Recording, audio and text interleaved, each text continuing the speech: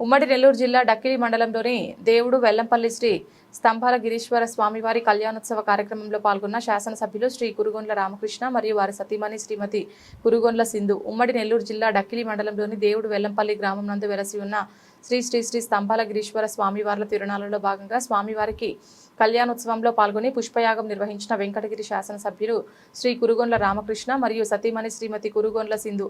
ఈ కార్యక్రమంలో డక్కిలి అధ్యక్షులు, యువత నాయకులు, కార్యకర్తలు తదితరులు పాల్గొన్నారు.